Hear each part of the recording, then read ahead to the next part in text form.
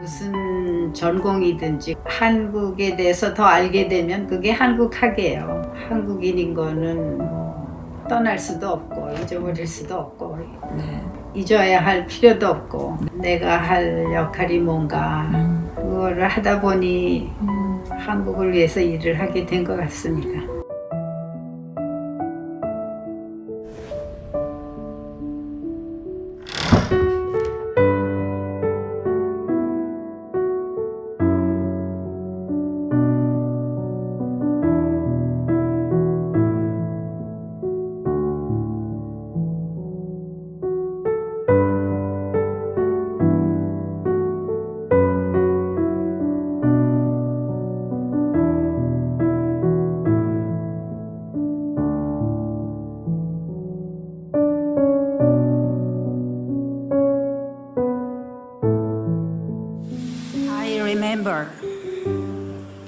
It was a languid summer day in Seoul when the crepe myrtles were in bloom. Everyone was busy preparing for Father's birthday. Children frolicked in festive mood, and Hobeki, our dog, was jumping in contagious excitement. The only thing that concerned me was those elusive 100 points, and taking care of my baby brother for brownie points, which meant special prizes from mother, children's books, and comic books she hand wrote. But no one came to Father's birthday. The war broke out the day before Father's birthday, shattering our world, our peace. And then they realized they are maybe both human beings. Maybe that should work, this kind of face-to-face encounter. At least that's what the whole world hopes, I guess. Yeah.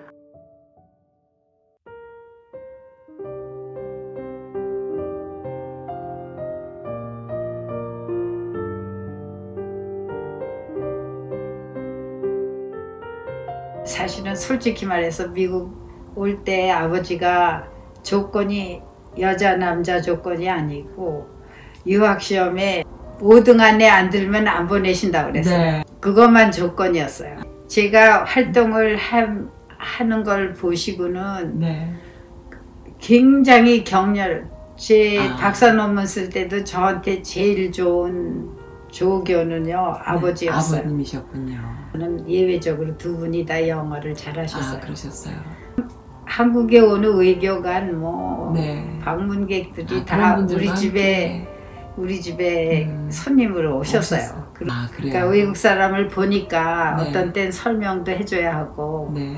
우리한테 보통 때 안 보이던 게 더 보이고요. 네. 그러니까 한국을 의식하게 된 거죠. 네, 네. 그래서 어려서부터 이렇게 우리는 왜 이러나 이런 생각도 많이 하고 또 남한테 사실은 그게 아니다 하고 설명해 주는 것도 되고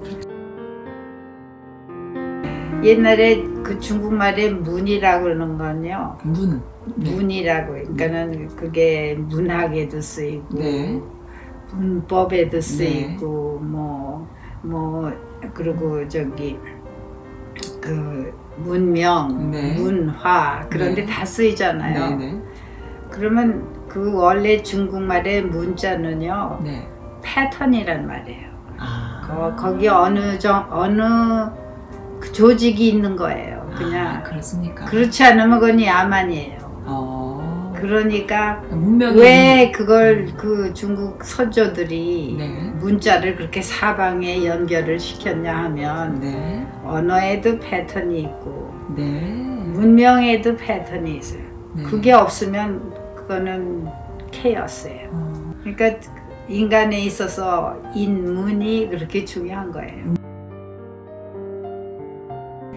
모든 거에 관계가 돼 있는 게 인문학이에요. 그래서 조지 워싱턴 대학에 네. 새 한국학 연구소가 생길 때도 우리가 강조한 거는 그 인문학의 그 중요성, 관련성 우리가 커버한 거는 물론 정치도 있고 교육도 있고 또 뭐 건축도 있었어요. 네. 밀리터리. 아. 물론 우리 메디신도 했어요. 어떻게 하면 사람들이 그 인간성 그런 걸 고려해가지고 그러니까는 그게 고려가 안 된 거를 생각할 수가 없어요. 그 관련성을 떠날 수 없어요. 근데 DC에서 되게 한국학 모임은 지금도 정치하고 뭐 무역 비즈니스 그런 것에 방향으로 나가잖아요. 이 말은 어디서 왔나? 왜 말은 자꾸 바뀌나? 왜 사람들이 서로 갈등을 말을 가지고 오해를 하나? 뭐 여러 가지 인류면 다 말이 관계 안 될 수가 없잖아요. 그렇죠. 그러니까 기가 막히게 재미있는 게 언어학이에요. 사실은 말이 생각이 있어서 말을 하는 거 아니에요? 그렇죠. 그러니까 다른 사람이 어떤 생각으로 자기의 말을 표현하나 그거 연구하면 너무 재밌잖아요. 그리고 그 여러 그 국가 간의 말하고 역사도 떼어낼 수 없고요. 그렇죠.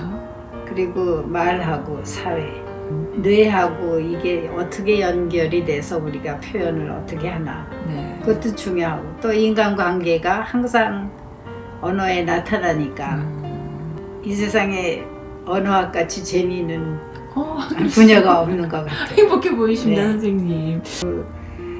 그 사회가 바뀌면 언어가 따라가요. 왜 그러냐면 필요한 거에 따라서 언어가 조정이 돼요. 그러니까 얼마나 재밌어요, 그거를.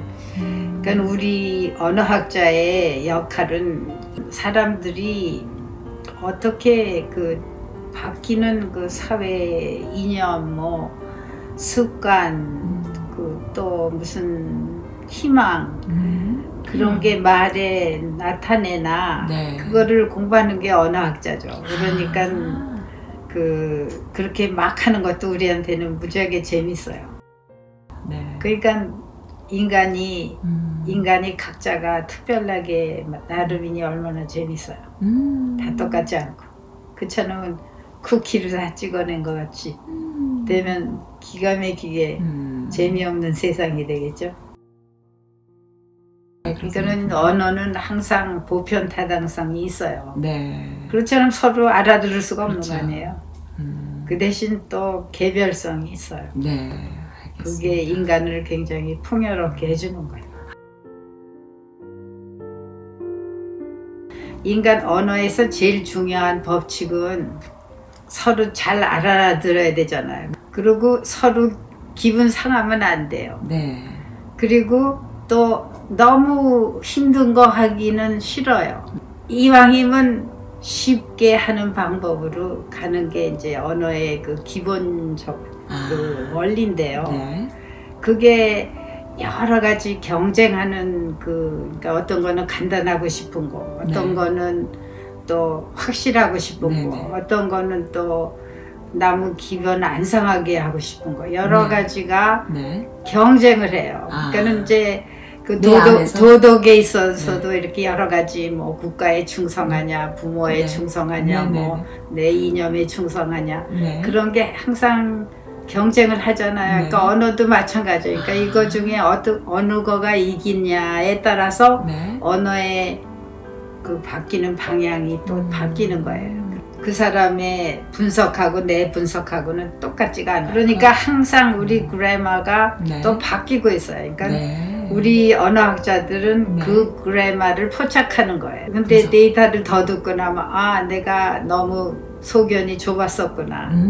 그래서 그 가정을 또 수정하고 그래서 새 문법을 내고 이론을 내고 설명을 하죠. 왜 그렇게 됐나.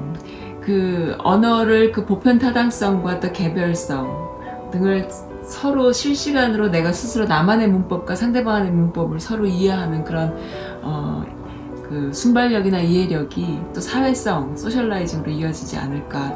그러면 그러니까 인간이 다 우리 말하듯이 살면 평화로울 거예요. 네, 알겠습니다. 옛날에 로스트로포비치가 한번 인터뷰 받으면서 자기는 그러니까 이 세상에 어글리 사운드가 없대요. 아, 다. 모든 게 다 음악이야. 그래요. 그러니까는 말도 그래요. 결국은 다 그거 일 하나하나의 가치를 생각해 보면 네. 그 듣기 싫은 언어는 없을 것 같아요.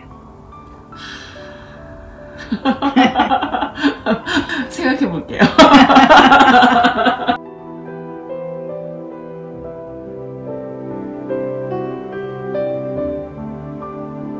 우리 한글은 알파벳인데요. 네. 영어나 뭐 이런 다른 데서 보이는 알파벳하고 달리 그 발명한 사람이 있어요. 창제자가 네. 있어요. 그 세종대왕은 지금도 찾아보기 힘든 언어학자예요.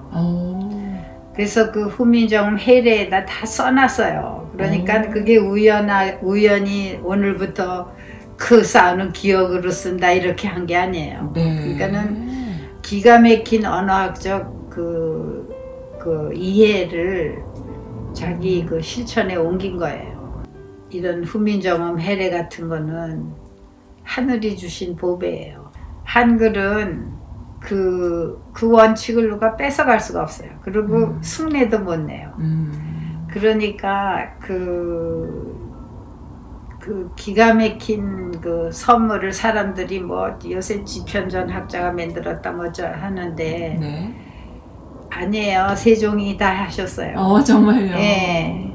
뭐 저기 학자들 가서 의논했다고 그러지만 그게 학자의 태도예요. 네. 이때까지 돼 있는 거를 다 검토한 후에 한 발명이에요.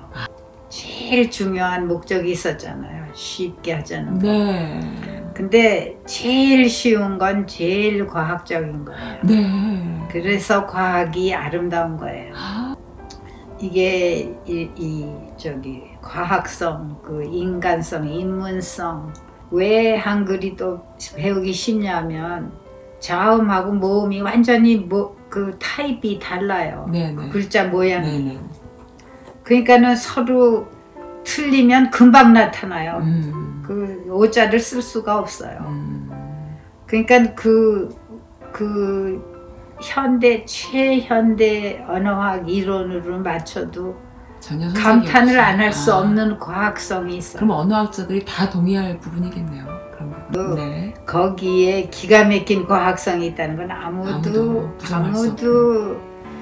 이게 뭐야 할 수가 없어요. 그러지 않을까 싶어요. 네, 한글은 진짜 저기 뭐 유네스코랑 공적으로 인정받고 요새는 진짜 그 우리가 여러 가지로 불운이 많았지만 정말 행운은 훈민정음 해례를 하나라도 건진 거예요.